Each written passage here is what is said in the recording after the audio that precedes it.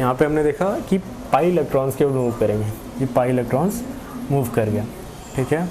अब हम एक और एग्जांपल लेते हैं। Suppose we have benzene CH2 plus, ठीक है।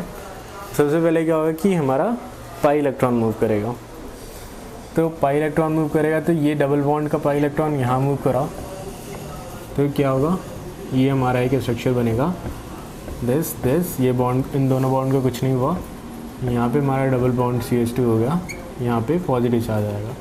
अब ये हमारा पाई बॉन्ड है, ये भी मूव कर सकता है, तो अगेन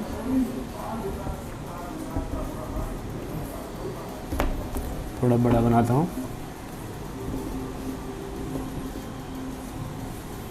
ये हमारा डबल बॉन्ड ऐसे ही रहेगा CH2,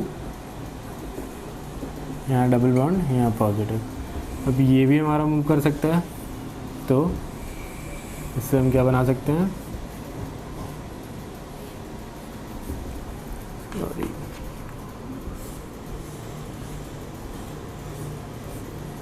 हमारा डबल बॉन्ड ये यहाँ पॉजिटिव चार्ज, यहाँ पे CH2। अगेन ये हमारा पाई बॉन्ड है, ये हमारा ऐसे आ जाएगा।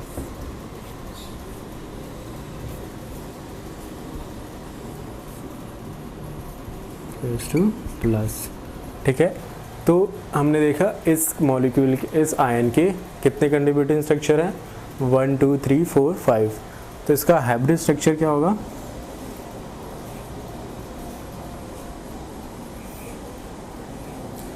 हमारा जो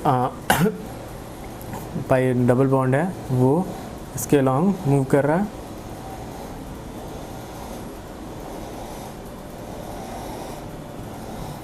यहाँ पे हमारा CH2 लगा हुआ है, ठीक है। और ये डबल बॉन्ड हमारा पाई बॉन्ड यहाँ भी फॉर्म हो रहा है, तो एक डैश लाइन यहाँ भी होगी। पॉजिटिव चार्ज कहाँ कहाँ जा रहा है, यहाँ, फिर यहाँ, फिर यहाँ, फिर यहाँ।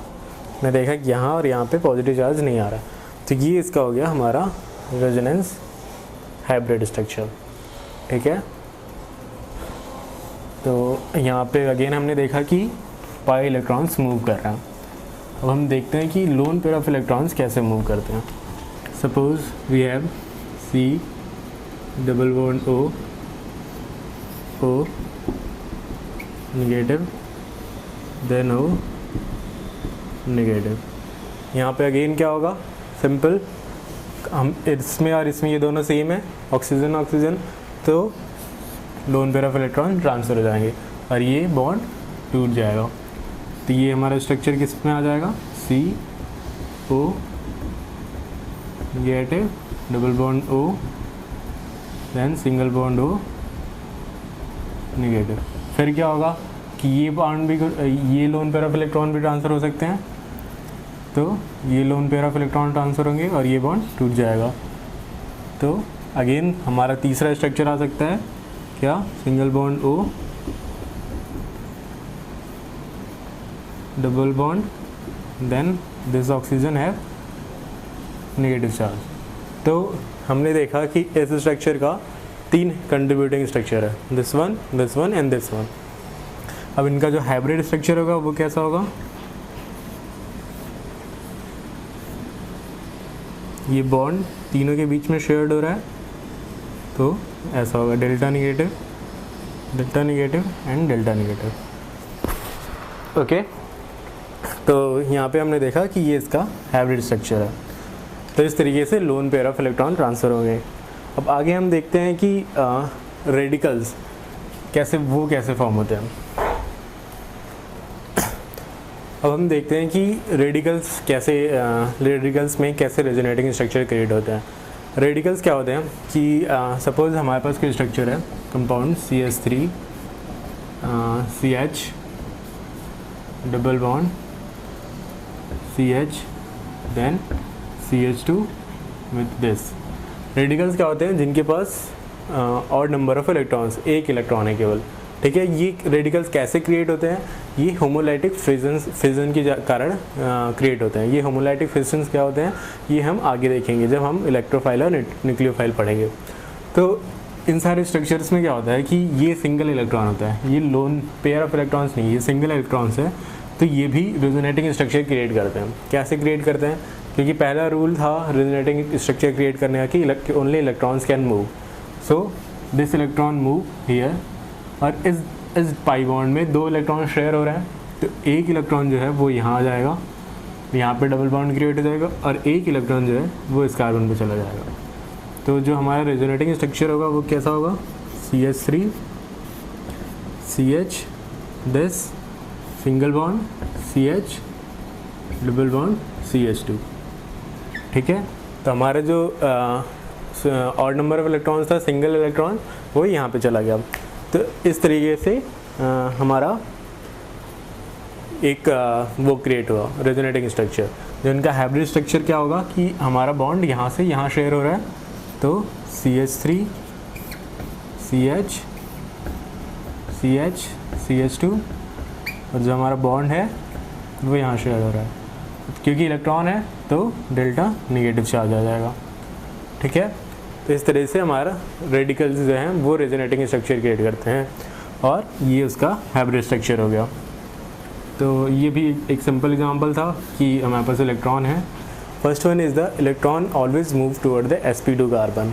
इसका मतलब क्या हुआ कि हमारे पास इलेक्ट्रॉन जो होगा either loan pair of electron और पाई इलेक्ट्रॉन्स जो होगा वो हमेशा sp2 कार्बन की ओर ही या आइदर हियर और आइदर हियर ही मूव करेगा। ये कभी भी sp3 कार्बन की तरफ मूव नहीं करेगा। क्यों? क्योंकि जब हमने अभी बहुत सारे एग्जांपल्स में देखा, जब इलेक्ट्रॉन सपोज यहाँ पे कुछ नाइट्रोजन होता NH2, ठीक है, ये lone pair of electrons move करेगा sp2 कार्बन की ओर, तो ये बॉन्ड हमेशा टूटता है, ठीक है, ये बॉन्ड हमेशा टूटता है। इस वजह से ये इलेक्ट्रॉन्स होगा वो हमेशा sp2 कार्बन की ओर मूव करेगा। अगर यहाँ पे सपोज NH2 होता हमारा, तो जब भी ये इलेक्ट्रॉन मूव करता तो ये बॉन्ड नहीं टूट सकता। क्यों? क्योंकि ये लोकलाइज्ड इलेक्ट्रॉन्स हैं। सो इलेक्ट्रॉन जो होगा वो हमेशा sp2 कार्बन की ओर मूव करेगा। तो this one is the first rule. Second क्या है कि इलेक्ट्रॉन नाइदर एडेड और रिमूव फ्रॉम ए मॉलिक्यूल। जब भी कोई हमारे पास कोई भी मॉलिक्यूल होगा, सपोज हमारे पास था एक बेंजीन का रेडिकल CH2, ठीक है, इसमें इलेक्ट्रॉन न तो हम कभी ऐड करते हैं ना ही इसमें से रिमूव करते हैं। जब भी हम रेजोनेटिंग स्ट्रक्चर ड्रॉ करेंगे, इसका दूसरा resonating structure, number of electrons will be the same, ठीक है। इलेक्ट्रॉन्स कहीं से ना ऐड कर सकते हैं ना फिर रिमूव कर सकते हैं। थर्ड है radicals can also have delocalised electron F. देखो इसमें क्या होता है कि हमारे पास अभी हमने एक एग्जांपल देखा CH3 CH double bond CH CH2, ये एक रेडिकल था। देन ये रूल कहता है radicals can also have delocalised electron if the unpaired electrons and the unpaired electron is adjacent to the sp2 carbon. मतलब जो हमारा डीलोकलाइज जो अनपेयर्ड इलेक्ट्रॉन है ये, वो अगर किसी sp2 कार्बन, ये sp2 कार्बन के एडजेसेंट में है, तो ये इलेक्ट्रॉन जो होगा वो डीलोकलाइज्ड होगा। कैसे होगा? हमने अभी एग्जांपल में देखा कि ये यहाँ आ जाएगा और इसका एक इलेक्ट्रॉन यहाँ और एक इलेक्ट्रॉन यहाँ, ठीक है। तो ये रूल भी सिंपल है कि radicals can also have delocalised electrons if the unpaired electron is adjacent to the sp2 carbon, ठीक है। Now charge separation. Charge separation क्या है कि when there is a charge separation then molecule is less stable। इसको कैसे देख सकते हैं? सपोज हमारे पास COH है, ओके। अब क्या हो रहा है यहाँ पे कि हमने देखा कि ये lone pair of electron transfer कर रहा है, ठीक है, ये यहाँ गया और ये यहाँ गया। इसके जो कंट्रीब्यूटिंग स्ट्रक्चर होगा वो क्या होगा? RC single bond O negative charge, यहाँ डबल बॉन्ड OH, यहाँ पे पॉजिटिव चार्ज, ठीक है। तो यहाँ पे जो पॉजिटिव और निगेटिव चार्ज है वो एक दूसरे से सेपरेटेड है। ठीक है। तो ये जो रेजोनेटिंग स्ट्रक्चर होगा वो लेस स्टेबल होगा। क्यों? अगर सपोज हमारे पास यहाँ पे अगर O माइनस होता, ठीक है, अगर ये O माइनस होता तो ये क्या होता है, ये डबल बॉन्ड फॉर्म होता और ये ऐसे हो जाता। तो हमारे पास केवल एक नेगेटिव चार्ज था जो कि यहाँ से वहाँ मूव कर गया। बट पहले वाले केस में क्या था, हमारे पास एक नेगेटिव चार्ज था और एक पॉजिटिव चार्ज था, that are the separated ones. तो ये जो रेजोनेटिंग स्ट्रक्चर है ये ज़्यादा स्टेबल है rather than the first one. तो इसका मतलब यही हुआ कि resonance contributors with separated charge are less stable. ठीक है, जहाँ भी चार्ज का सेपरेशन होगा that will be the less stable. Now the last जो इम्पॉर्टेंट पॉइंट है इसमें नोट करने का कि electrons always move toward the more electronegative atom. अब ये क्या होता है कि सपोज हमारे पास कुछ CH3 C double bond O CH एक CH2, ठीक है। अब क्या होगा कि यहाँ पे हमारे पास लोन पेयर ऑफ इलेक्ट्रॉन्स है। तो इसका क्या मतलब है कि electrons always move towards the more electronegative atom. मतलब हमारे पास यहाँ पे जो मोर इलेक्ट्रोनेगेटिव एटम है इसका पहले हम रेजोनेटिंग स्ट्रक्चर ड्रॉ करते हैं, फिर हम डिस्कस करते हैं कि एक रेजोनेटिंग स्ट्रक्चर क्या होगा कि ये बॉन्ड टूटेगा, ठीक है, और ये बॉन्ड यहाँ आ जाएगा और एक इलेक्ट्रॉन यहाँ चला जाएगा, नेगेटिव से आ जाएगा, ठीक है। तो इसका एक रेजोनेटिंग स्ट्रक्चर हुआ CH3 C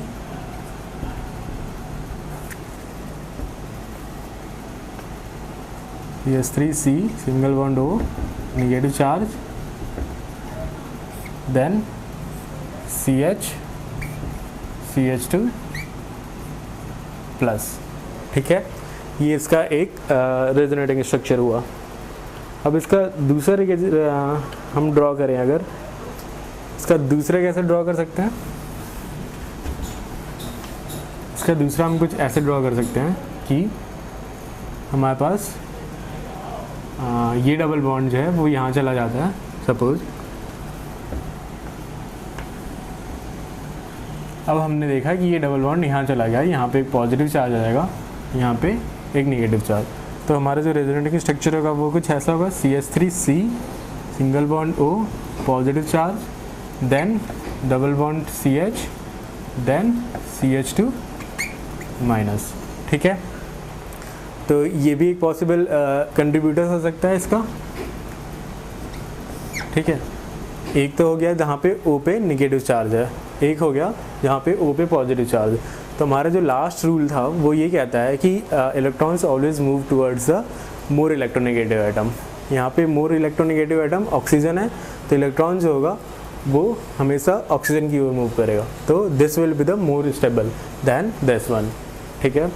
तो ये एक रूल था। अब इसके बाद अगर हमारे पास सपोज कोई ऐसी सिचुएशन होती जहाँ पे इलेक्ट्रॉन मूव करने का कोई दूसरा रास्ता नहीं है, मतलब वो मोर इलेक्ट्रोनेगेटिव एटम की ओर मूव नहीं कर सकता, उसके पास कोई ऐसा ऑप्शन बचा नहीं है कि वो दूसरी तरफ मूव करे। सपोज हमारे पास होता CH2 double bond CH, then O CH3, okay, one मिल गया। अब क्या हो रहा है कि यहाँ पे जो लोन पेयर ऑफ इलेक्ट्रॉन है वो हमेशा इधर ही मूव कर सकते हैं, ठीक है। अब ये जो मूव कर रहा है ये हमारा कहाँ पे, ये मोर इलेक्ट्रोनेगेटिव एटम है, इससे अवे मूव कर रहा है। तो अब हमारा रूल कहता है कि हमेशा मोर इलेक्ट्रोनेगेटिव एटम की तरफ मूव करना चाहिए, लेकिन यहाँ पे इस कंडीशन में वो नहीं मूव कर सकता। तो क्या होगा कि it is better to move electron rather than इसको अगर हम ऐसे ही छोड़ दें। अगर हम चाहें तो इसको ऐसे ही छोड़ दें, लेकिन ये ज़्यादा स्टेबल नहीं होगा। अगर हमारा पॉजिटिव एटम की तरफ भी मूव कर रहा है तो हमें इलेक्ट्रॉन्स को मूव करना चाहिए। लेकिन जहाँ भी पॉसिबिलिटी होगी कि हमारा इलेक्ट्रॉन इलेक्ट्रोनेगेटिव एटम मोर इलेक्ट्रोनेगेटिव एटम की तरफ मूव कर सकता है तो वहाँ पे हमें उस साइड मूव करना चाहिए। तो यहाँ पे जो कंट्रीब्यूटर होगा वो ऐसा होगा CH2 minus CH double bond O CH3 plus, ठीक है। तो movement of electrons away from the more electronegative atom is better than no movement at all, क्योंकि इलेक्ट्रॉन यहाँ पे डीलोकलाइज हो रहा है, तो delocalise structure is more stable. So this is the last important note you have to keep in mind before drawing the contributing structures. इसके आगे हम देखते हैं कि अब हम देखते हैं कि ऐसा अभी हमने देखा कि हमने रेजोनेटिंग कंट्रीब्यूटर्स कैसे ड्रॉ करते हैं। अब हम ये देखते हैं कि ये रेजोनेटिंग कंट्रीब्यूटर्स जो हैं वो कभी स्टेबल होते हैं, कौन सा ज़्यादा स्टेबल होगा, कौन सा कम स्टेबल होगा, क्या रीज़न होता है उनके स्टेबिलिटी में और नॉन स्टेबिलिटी में। सबसे पहले रीज़न आता है कि अगर हमारे पास एक एटम है, that an atom with an incomplete octet. Suppose हमारे पास कोई कंपाउंड है, this one oxygen CH3, okay positive. अब यहाँ पे क्या है कि ऑक्सीजन का तो ऑक्टेट कंप्लीट 1 2 3 4 5 6 7 8, ये कार्बन भी कंप्लीट है। यहाँ पे पॉजिटिव चार्ज है, मीन्स इस कार्बन का ऑक्टेट कंप्लीट नहीं है, ठीक है। ये इसका एक रेजोनेटिंग स्ट्रक्चर से फर्स्ट है। अगर हम इसका दूसरा रेजोनेटिंग स्ट्रक्चर ड्रॉ करें कि ये यहाँ चला है, तो क्या होगा, CH2 double bonds O single bond CH3, ठीक है।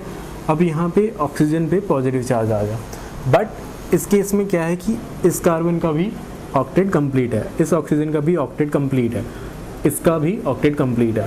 तो this second one is a more stable then the first one. क्यों? तो पहला रूल क्या है स्टेबिलिटी का, अगर हम रेजोनेटिंग कंट्रीब्यूटर्स ड्रॉ कर रहे हैं तो अगर उसमें जो क्वेश्चन आता है सपोज कि which one is the more stable, तो हम चेक करेंगे कि किसका ऑक्टेट किस कंट्रीब्यूटर स्ट्रक्चर में ऑक्टेट कंप्लीट है, ठीक है। सेकंड वन आता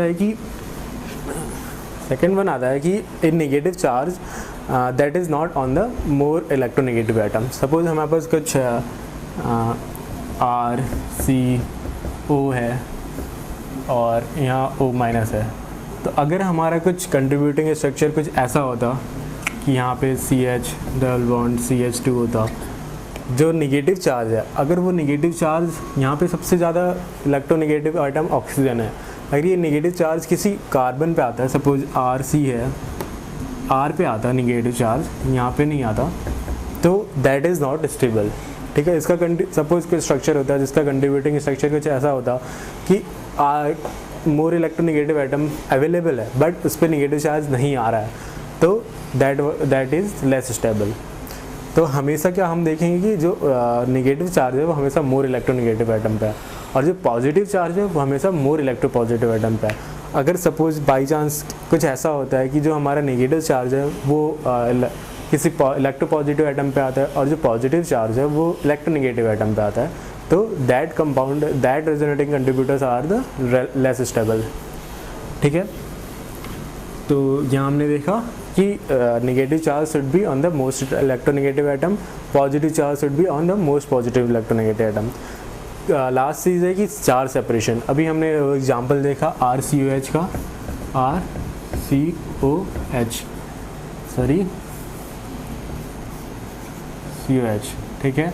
यहाँ पे हमने इनका कंट्रीब्यूटिव स्ट्रक्चर देखा, क्या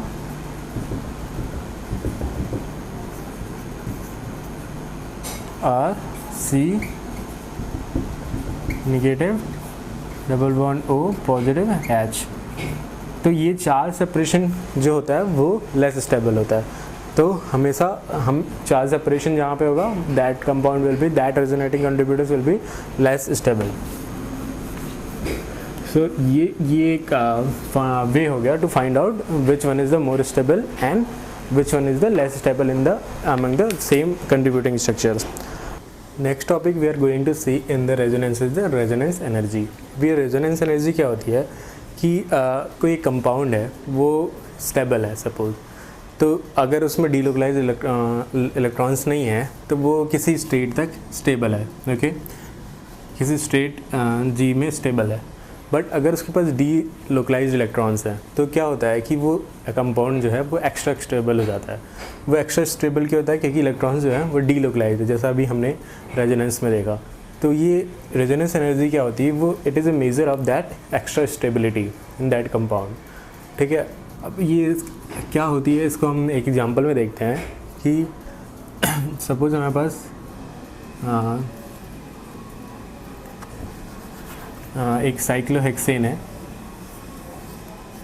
उसमें एक डबल बॉन्ड है। ठीक है, अब एक सिंगल डबल बॉन्ड को तोड़ने के लिए इसको हम हाइड्रोजन ऐड कर रहे हैं इसमें, इस सिंगल डबल बॉन्ड को ब्रेक करने के लिए। ठीक है, तो हमारे पास साइक्लोहेक्सेन बनता है। तो इस प्रोसेस में क्या होता है कि कुछ एनर्जी रिलीज़ होती है, कुछ एनर्जी हमें देनी पड़ती है। ये एनर्जी यहाँ पे जो काउंट होती है एक सिंगल डबल बॉन्ड तोड़ने के लिए -28.6 किलो कैलोरी। ठीक है, ये थ्योरेटिकल वैल्यू है जो कि एक डबल बॉन्ड को तोड़ने के लिए चाहिए होती है।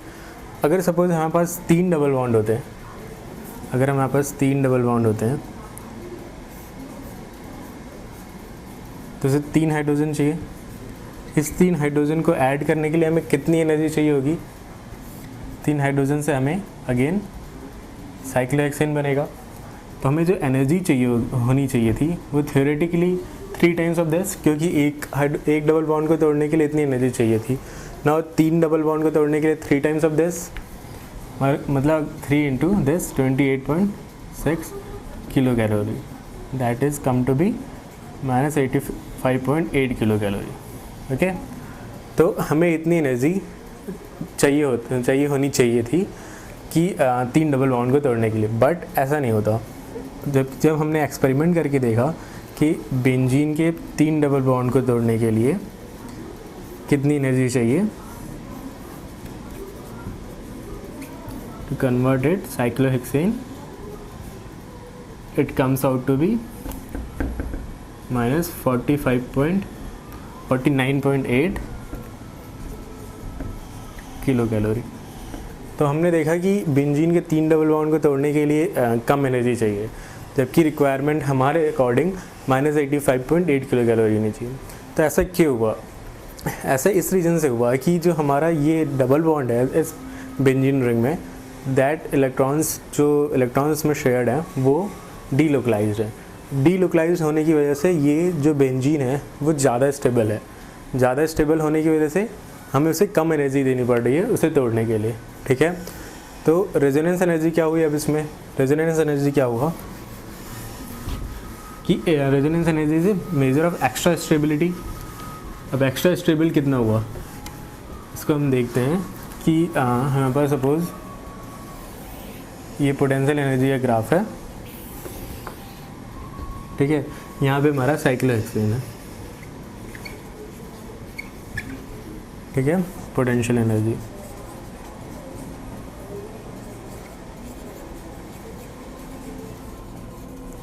तो जो हमारा थियोरेटिकल वैल्यू थी, जो थियोरेटिकल वैल्यू होनी चाहिए थी इसकी, वो होनी चाहिए थी हमारी 85.8, बट एक्चुअल वैल्यू जो थी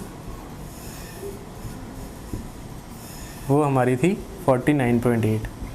तो इन दोनों एनर्जी लेवल में जो डिफरेंस है 36 kilo calorie, that is called the resonance energy.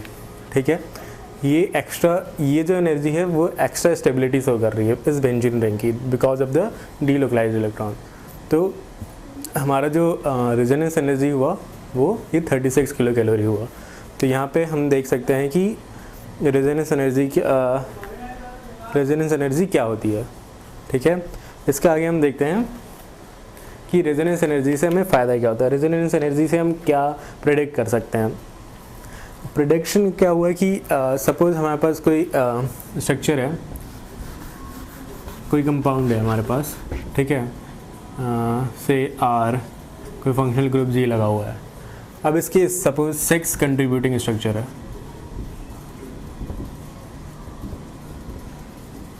Contributing resonance structure है। ठीक है, अब इस 6 कंट्रीब्यूटिंग स्ट्रक्चर्स में जो फाइनल जो स्ट्रक्चर जो कि इसकी फुल प्रॉपर्टी को डिस्क्राइब करेगा, that will be the hybrid structure. वो हाइब्रिड स्ट्रक्चर में इन 6 का कुछ कंट्रीब्यूशन होगा। तो अब रेजोनेंस एनर्जी हमें ये कहती है कि इन 6 में से जो सबसे ज़्यादा स्टेबल होगा, मीन्स जिसकी रेजोनेंस एनर्जी सबसे ज़्यादा होगी, that will contribute more towards the resonance hybrid. ठीक है, तो इन 6 में से जिस सपोज थर्ड नंबर पे जो कंट्रीब्यूटिंग स्ट्रक्चर है उसकी जो रेजोनेंस एनर्जी है वो सबसे ज़्यादा है, तो that contributing structure will have maximum contribution towards the resonance hybrid. तो रेजोनेंस एनर्जी का ये यूज़ है। ठीक है, ना ये हमने देखा कि रेजोनेंस हाइब्रिड में किसका कंट्रीब्यूशन किसका ज़्यादा होगा। सेकेंड चीज़ आती है कि अगर हमारे पास कोई रेजोनेटिंग कंट्रीब्यूटर्स हैं, किसी रेजोनेटिंग स्ट्रक्चर के 5-6 सपोज 5 रेजोनेटिंग कंट्रीब्यूटर्स हैं, तो अगर उसमें से सपोज 3 या 2 बहुत ज़्यादा स्टेबल हैं, ठीक है, अगर 2 स्टेबल हैं तो उसकी रेजोनेंस एनर्जी ज़्यादा होगी, अगर 3 स्टेबल है तो उसकी रेजोनेंस एनर्जी और ज़्यादा होगी, अगर 4 हैं तो ये और ज़्यादा होगा। मीन्स जितने ज़्यादा हमारे पास स्टेबल कंट्रीब्यूटिंग स्ट्रक्चर्स होंगे उतनी ज़्यादा ही हमारी रेजोनेंस एनर्जी होगी। और थर्ड चीज़ है कि सपोज़ हमारे पास कोई कंपाउंड है जिसके रेजोनेटिंग स्ट्रक्चर्स कंट्रीब्यूटर्स जो हैं वो नियरली इक्विवेलेंट है। मीन्स कभी कभी हम देखते हैं कि हमारे पास CH2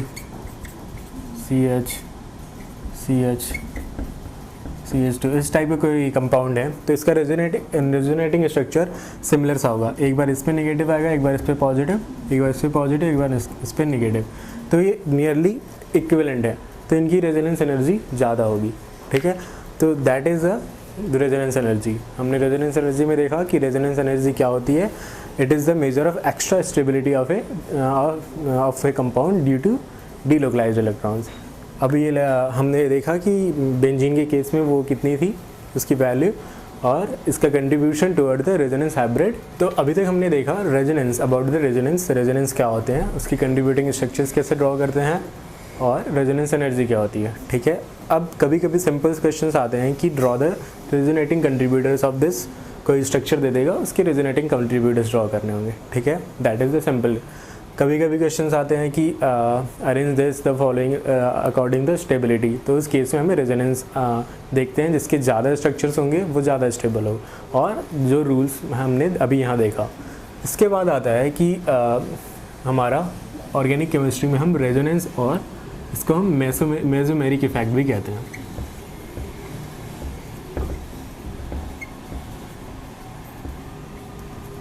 ठीक है, अभी मेसोमेरिक इफेक्ट क्या होता है, इन द सिंपल वे मैं डिफाइन करना चाहूँगा कि जैसे हमने इंडक्टिव इफेक्ट में देखा प्लस आई इफेक्ट और माइनस आई इफेक्ट, यहाँ भी एक प्लस एम इफेक्ट होता है और एक माइनस एम इफेक्ट होता है। अभी प्लस एम और माइनस एम क्या होते हैं कि सपोज़ हमारे पास कोई स्ट्रक्चर कंपाउंड है जिसमें एक लास्ट में एक फंक्शनल ग्रुप लगा हुआ है जी। ठीक है, तो जब ये लोन पेयर ऑफ इलेक्ट्रॉन्स, ये फंक्शनल ग्रुप अपने lone pair of electrons towards this group, alkyl group you can say, की ओर ट्रांसफ़र करेगा, that is called the plus M effect. ठीक है, जब फंक्शनल ग्रुप से lone pair of electrons pi bond की तरफ ट्रांसफ़र होंगे, that is the plus M effect. इसके कुछ एग्जांपल हैं कि जो प्लस एम इफेक्ट जो फंक्शनल ग्रुप होते हैं शो करते हैं, NH2 हो गया, OH हो गया, क्या क्लोरीन, जिनके पास lone pair of electrons available होते हैं। ठीक है, ये हो गया simple plus M effect. Minus M effect क्या होते हैं कि सपोज हमारे पास ऐसा कुछ स्ट्रक्चर है। अब इस केस में क्या हो रहा है कि हम यहाँ पे कोई लोन पेयर ऑफ इलेक्ट्रॉन्स है या नहीं है, ये डबल बॉन्ड पाई बॉन्ड जो है वो फंक्शनल ग्रुप की तरफ ट्रांसफ़र हो रहा है। ठीक है, तो that is called minus M effect. ठीक है, ये होता है हमारा माइनस एम इफेक्ट। इसमें एग्जांपल्स हमारे NO2, then C, then oxygen के साइड में हमने कभी कभी देखा था ऑक्सीजन पे प्लस पॉजिटिव चार्ज आ जाता है, तो उस केस में इलेक्ट्रॉन्स ट्रांसफ़र होते हैं। तो these are the some examples to show minus M effect. तो ये हमारा सिंपल वे में प्लस एम इफेक्ट और माइनस एम इफेक्ट हो गया। यहाँ पे मेसोमेरिक इफेक्ट का यूज़ क्या है कि there are some properties which is based on this mesomeric effect. Mesomeric effect में क्या होता है कि अगर सपोज़ कोई पाई बॉन्ड किसी दूसरे पाई बॉन्ड के साथ कंजुगेशन में, means double bond, single bond, double bond, इस तरीके से है, तो ये मेसोमेरिक इफेक्ट शो करेगा। Means there will be a special property like stabilization energy and the bond length of these two are different, not the same as a single carbon covalent bond. और अगर हम आप कोई ये हमारा pi bond conjugation में है, अगर हमारा कोई पाई बॉन्ड किसी ऐसे कंपाउंड के साथ कंजुगेशन में है, सपोज जी फंक्शनल ग्रुप, जिसके p ऑर्बिटल में कोई इलेक्ट्रॉन है, जिसके p ऑर्बिटल में इलेक्ट्रॉन्स है, तो वो भी सेम कुछ प्रॉपर्टीज शो करता है, लाइक स्टेबलाइजेशन एनर्जी और bond length of these covalent bond. तो यहाँ पे हम देखने जा रहे हैं कि अगर कोई पाई बॉन्ड किसी दूसरे पाई बॉन्ड के साथ कंजुगेशन में है तो उसका क्या इफेक्ट होता है। ठीक है, सबसे पहले हम देखते हैं पाई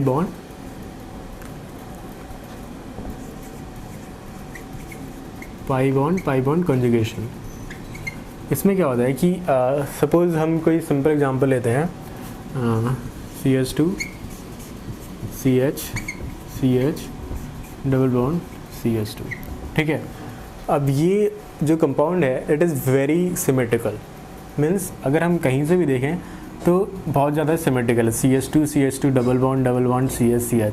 तो इसका जो हम थ्री डायमेंशनल में इसका स्ट्रक्चर ड्रॉ करेंगे, मीन्स इसका s ऑर्बिटल, इसका p ऑर्बिटल कार्बन का एक दूसरे से अटैच्ड है। डबल बॉन्ड क्या होगा, p ऑर्बिटल में है, तो जब भी हम 3D व्यू देखेंगे तो ये एक दूसरे से काफ़ी सिमेट्रिकल है। ठीक है, तो जब ये सिमेट्रिकल हैं तो ये सिमेट्रिकल है तो इनका जो डाइपोल मोमेंट होगा वो ज़ीरो होगा। क्यों ज़ीरो होगा? क्योंकि अगर एक साइड कोई डाइपोल क्रिएट हो रहा है तो अपोजिट साइड भी सेम डाइपोल क्रिएट होगा, तो वो एक दूसरे को नलिफाई कर देंगे। ठीक है, तो इनका डाइपोल जीरो होगा। तो अगर हम यही चीज़ सेम स्टेटमेंट को वैलेंस बॉन्ड की तरह में कहें तो इसका जो कंट्रीब्यूटिंग स्ट्रक्चर होगा वो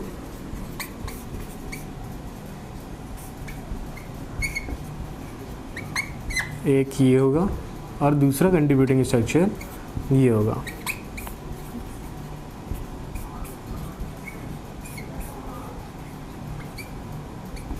ठीक है, तो यहाँ पे इसके यहाँ सिंगल बॉन्ड होगा,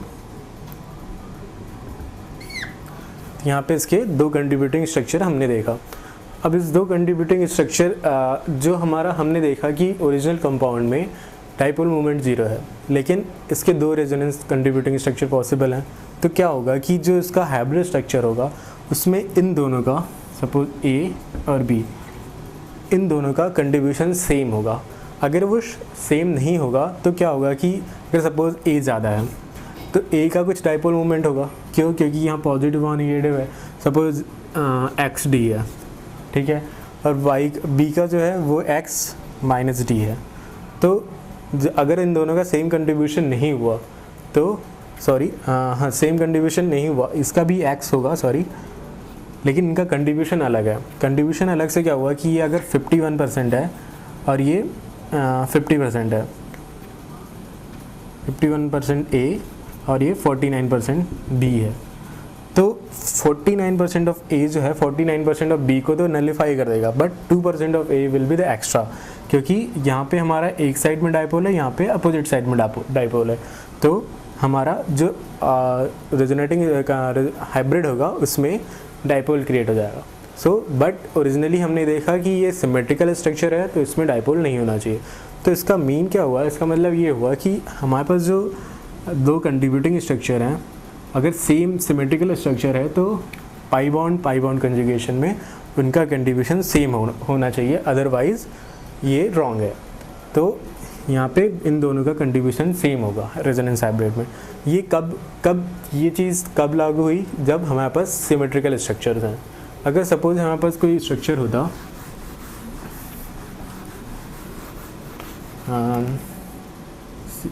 CH3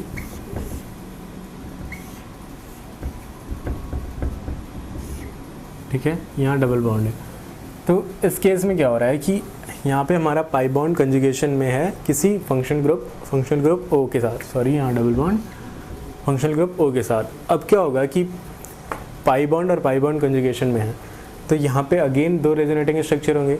तो फर्स्ट केस में देखा कि हमने दो रेजोनेटिंग स्ट्रक्चर के कंट्रीब्यूटर्स सेम परसेंटेज में, mean that will B 50% of A previous example में और 50% ऑफ बी होने चाहिए। बट यहाँ पे ये केस नहीं होगा, यहाँ पे ये ट्रू नहीं होगा। क्यों नहीं होगा कि अगर हम इसका कंट्रीब्यूटिंग स्ट्रक्चर ड्रॉ करें सपोज, तो ए कंट्रीब्यूटिंग हमारा हो जाएगा CH3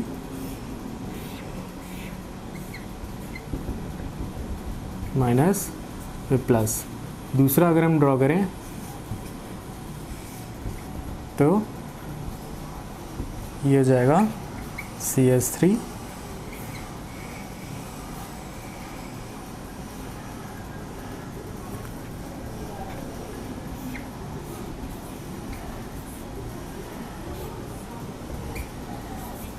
ठीक है।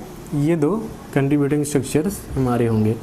तो अब इसमें क्या है कि ये सपोज A है, ये B है, देख के क्या लगता है कि किसका कंट्रीब्यूशन ज़्यादा होगा? जाहिर सी बात है O पे हमारा O ज़्यादा स्टेबल है। Why? Because O minus sign जो है नेगेटिव चार्ज वो मोर इलेक्ट्रोनेगेटिव एटम पे है, तो A is more stable then B, ठीक है। तो और यहाँ पे पॉजिटिव चार्ज है वो मोर इलेक्ट्रोनेगेटिव एटम पे, दैट इज़ द रिवर्स। तो A ज़्यादा स्टेबल है, तो हमने देखा था रेजोनेंस एनर्जी में the contributing structure which is more stable the contribution is the मोर, तो A का कंट्रीब्यूशन रेजोनेंस हाइब्रिड में ज़्यादा होगा, so percentage of A will be more. तो हमने पाई बॉन्ड पाई, यहाँ पे भी हमने देखा पाई बॉन्ड कंजुगेशन में, प्रीवियस एग्जाम्पल भी हमने देखा पाई बॉन्ड कंजुगेशन में। तो वहाँ पे एक सिमेट्रिकल केस था जिसमें A और B के दोनों कंट्रीब्यूटर्स सेम इक्वल अमाउंट में होंगे, यहाँ पे दैट विल बी डिफरेंट। तो ये हमारा हो गया पाई बॉन्ड कंजुगेशन। नेक्स्ट हम देखते हैं पाई bond and p orbital conjugation.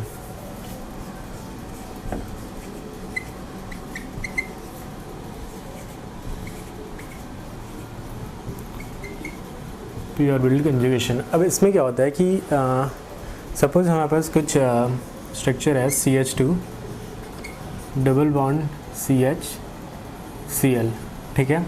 जब इसको हम 3D में ड्रॉ करेंगे तो क्या होगा, यहाँ पे कार्बन, इसके पीछे एक हाइड्रोजन यहाँ, carbon then hydrogen then chlorine. अब यहाँ कार्बन पे एक p बॉन्ड है, p ऑर्बिटल है, इस कार्बन पे एक p ऑर्बिटल है और इस क्लोरीन पे भी एक p ऑर्बिटल, ठीक है। अब होता क्या है कि हमारा जो ये कार्बन है, इस कार्बन पे जो p ऑर्बिटल है, ठीक है, ये p ऑर्बिटल दोनों p ऑर्बिटल से ओवरलैप करता है, मीन्स ये इस p ऑर्बिटल से भी ओवरलैप करता है और इसके क्लोरीन के p ऑर्बिटल से भी ओवरलैप करता है। ये 3D में जब स्ट्रक्चर देखेंगे तो दो कार्बन होते हैं, p ऑर्बिटल और एक क्लोरीन। तो ये कार्बन, इस कार्बन का p ऑर्बिटल इस p ऑर्बिटल और इस p ऑर्बिटल से ओवरलैप करता है। कब ओवरलैप करने से क्या होता है कि हमारा क्लोरीन जो है, क्लोरीन होता है 17, ठीक है, 1s2 2s2 2p6 3s2 3p5, ठीक है। इसका लास्ट ऑर्बिटल जो है p ऑर्बिटल, तो इसमें ऑलरेडी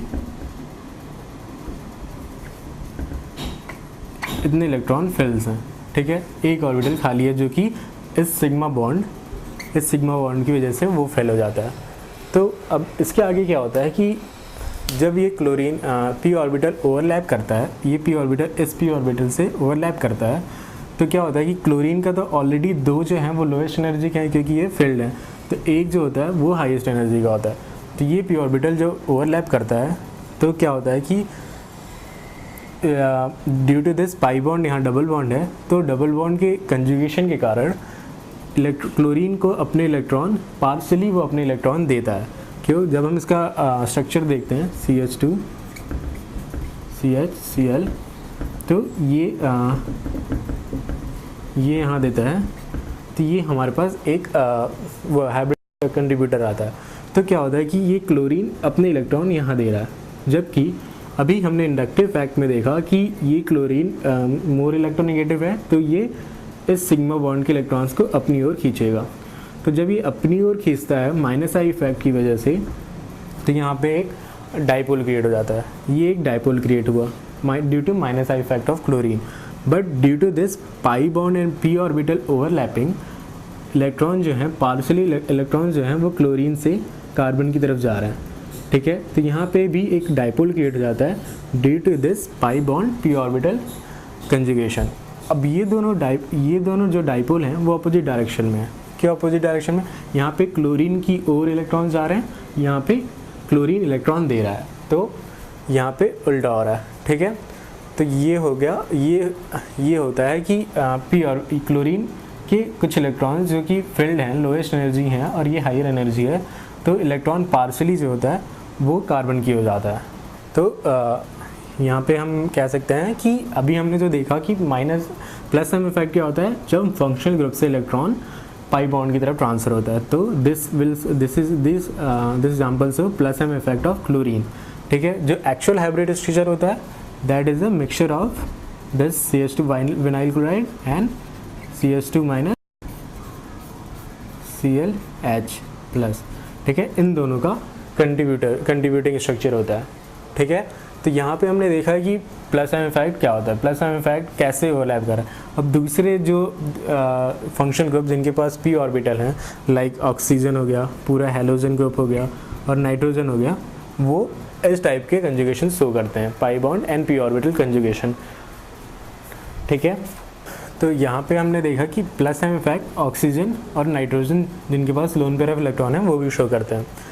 अब इस पाई बॉन्ड पी ऑर्बिटल में 2 पॉइंट नोट करने की है। सबसे पहले कि जो बॉन्ड स्ट्रेंथ होगी, बॉन्ड स्ट्रेंथ जो है वो डिपेंड करेंगी कि हाउ मच पी ऑर्बिटल और पी ऑर्बिटल एक दूसरे से ओवरलैप कर रहे हैं। अब ये how can we say that, because carbon and oxygen जो है वो नियरली सेम साइज़ के हैं, 6 एंड देन ऑक्सीजन 8। अगर यहाँ पे सल्फ़र होता तो सल्फ़र का साइज़ काफ़ी बड़ा होता, तो उसके पी ऑर्बिटल और इसके पी ऑर्बिटल एक सेम साइज़ में नहीं होते हैं, तो वो ज़्यादा अच्छे से ओवरलैप नहीं कर पाएंगे। तो यहाँ पे हम देखते हैं कि जिनके पी ऑर्बिटल सेम साइज़ के होंगे, मतलब कार्बन के साथ ऑक्सीजन या फिर फ्लोरीन, इनके पी ऑर्बिटल जो हैं वो सेम साइज़ के हैं, तो वो ज़्यादा अच्छे से ओवरलैप कर सकते हैं। बट यहाँ पर ऑक्सीजन, सल्फ़र और नाइट्रोजन, लेकिन अगर सल्फ़र और क्लोरीन होता तो वहाँ पे उनके पी ऑर्बिटल में साइज़ डिफरेंस होता, तो बॉन्ड स्ट्रेंथ उतनी ज़्यादा नहीं होगी, क्योंकि overlapping of P orbitals will not so strong. तो फर्स्ट पॉइंट तो ये था। सेकंड पॉइंट क्या है कि यहाँ पे क्या होता है कि न्यूक्लियस पे एक चार्ज आता है, न्यूक्लियस चार्ज होता है, मतलब जब हम देखेंगे कि यहाँ पे एक एक्स्ट्रा पॉजिटिव चार्ज आता है, ठीक है, या फिर एक्स्ट्रा पॉजिटिव चार्ज आता है due to the transfer of this lone pair of electron. अब क्या होता है कि जैसे जैसे एटम का साइज़ बढ़ता जाएगा, जैसे ये फ्लोरीन, सपोज फ्लोरीन था, फिर chlorine, then bromide, size of the atom बढ़ रहा है, तो क्या हो रहा है कि न्यूक्लियस पे पॉजिटिव चार्ज एक्स्ट्रा आ रहा है, तो न्यूक्लियस जो इलेक्ट्रॉन को होल्ड कर सकता है, मीन्स न्यूक्लियर के चारों साइड इलेक्ट्रॉन्स होते हैं, तो जो होल्ड कर सकता है वो धीरे धीरे ज़्यादा होती है, ठीक है, क्योंकि पॉजिटिव चार्ज बढ़ रहा है तो इलेक्ट्रॉन को ज़्यादा होल्ड कर रहा है। तो अब जैसे जैसे साइज़ बढ़ती जाएगी, ठीक है, न्यूक्लियस की साइज़ बढ़ती जाएगी, वैसे वैसे this conjugation effect will slow down, मतलब फ्लोरीन ज़्यादा कंजुगेशन शो करेगा, पाई बॉन्ड पी ऑर्बिटल कंजुगेशन ज़्यादा शो करेगा रेदर देन ब्रोमीन, ठीक है। तो यहाँ पे 2 पॉइंट हमने देखा। पहला कि पी ऑर्बिटल का साइज़ जहाँ सेम होगा वहाँ पे ओवरलैपिंग ज़्यादा होगी। सेकेंड वन कि जैसे जैसे साइज़ इंक्रीज़ करेगी वैसे वैसे हमारा क्या होगा, the nucleus charge as the atom increases, तो कंजुगेशन स्लो होगा, ठीक है। इसके बाद हमने ग्रुप भी देख लिए। ये पहले हमने देखा माइनस एम इफेक्ट, इस बार हमने देखा प्लस एम इफेक्ट। हमने इनके ग्रुप्स भी देख लिए कि कौन से ग्रुप प्लस एम इफेक्ट और कौन से group minus M effect show करते हैं, ठीक है। अब एक से बाद हम एग्जांपल लेते हैं कि फिनॉल का। तो यहाँ हम एग्जांपल लेते हैं कि प्लस एम इफेक्ट का फिनॉल पे। फिनॉल क्या होता है,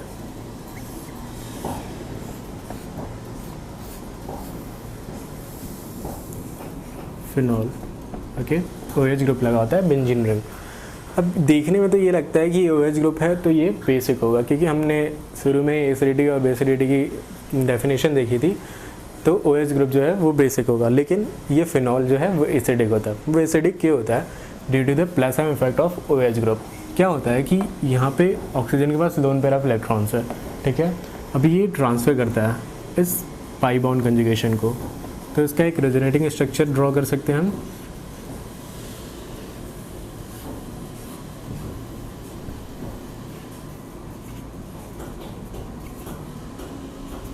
ठीक है, सेकेंड वन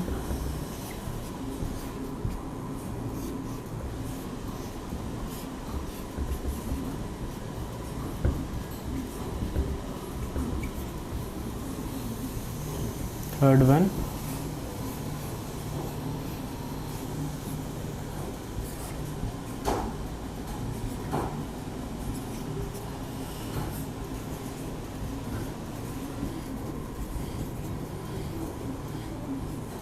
ठीक है। तो इसके ये रेजोनेटिंग स्ट्रक्चर हो गए। इस रेजोनेटिंग स्ट्रक्चर पे हमने देखा कि ऑक्सीजन पे प्लस चार्ज है।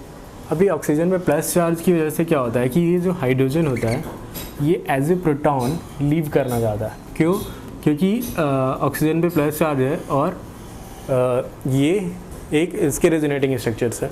ठीक है, तो अब ये खुद ही अगर हम इसका दूसरा स्ट्रक्चर देखेंगे, जब ये ऑक्सीजन हाइड्रोजन नहीं होता, जब ये फेनॉक्साइड आयन होता है, जब हाइड्रोजन रिमूव कर जाएंगे, सपोज हाइड्रोजन रिमूव करेगा तो केवल ऑक्सीजन है, पहले क्या था हाइड्रोजन था, तो वो क्या होता है कि इलेक्ट्रॉन डोनेट कर रहा है। तो अब अगर ये डोनेट नहीं करेगा तो ये ज़्यादा स्टेबल होगा, ये फेनॉक्साइड आयन ज़्यादा स्टेबल होगा। इस वजह से ये जो हाइड्रोजन है वो लीव कर जाता है। ठीक है, और हमें क्या देता है, अगर हमारा एसिडिक मीडियम है H2O, ठीक है, एसिडिक मीडियम है, तो हमारे पास ये phenoxide ion plus H3 plus O बनता है। ठीक है, ये फिनॉक्साइड आयन का जो कंट्रीब्यूट रेजोनेंस स्ट्रक्चर होगा हम देख सकते हैं यहाँ से, माइनस प्लस दिस। तो ये फिनॉक्साइड आयन ज़्यादा स्टेबल है due to this resonance contributors. तो इस वजह से क्या होता है कि फिनॉल एसिडिक नेचर का होता है, ये अपने हाइड्रोजन को रिमूव कर देता है, जिसकी वजह से ज़्यादा फिनॉक्साइड आयन क्रिएट करता है और जो फिनॉक्साइड आयन ज़्यादा स्टेबल होता है। तो ये था हमारा प्लस एम इफेक्ट और हमने पहले देखा माइनस एम इफेक्ट। तो this is all about the resonance and mesomeric effect. तो अगर कोई ये क्वेश्चन आया कि सपोज फिनॉल इज़ एसिडिक और बेसिक, तो answer will be the phenol is acidic. हम केवल अगर हम ये रेजोनेंस नहीं पढ़ते हैं तो हमें क्या लगेगा कि OH ग्रुप लगा हुआ है, तो ये एक बेस होगा।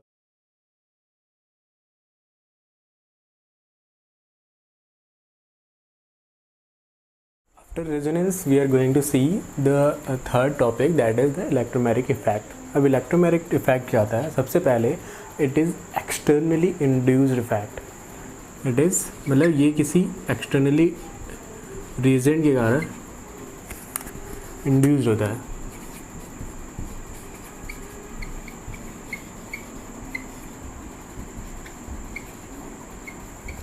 ठीक है, कोई reagent होता है, एक कोई कंपाउंड है, उसमें कोई पर्टिकुलर रिएजेंट होगा तभी ये इफेक्ट शो होता है। ठीक है, second thing, it is a temporary effect.